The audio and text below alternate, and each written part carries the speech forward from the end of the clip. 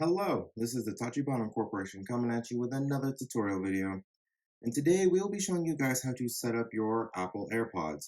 This applies from the first generation all the way through to the Pros and even the Maxes. So let's go ahead and get started. So you'll have your phone and then you'll have your AirPods, and it's actually super easy.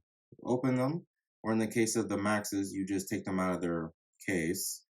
Then you'll hit the connect button.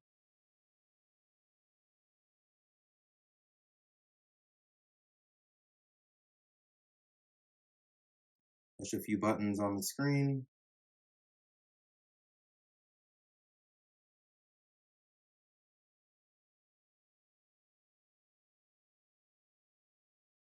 If you go in and go to Bluetooth, now you can see they are there and connected to this device. Nice and easy. I do believe that is the end of our how to pair your Apple AirPods to your device tutorial. Let us know down in the comments what you would like to do a tutorial over next, and we will go ahead and catch you guys next time.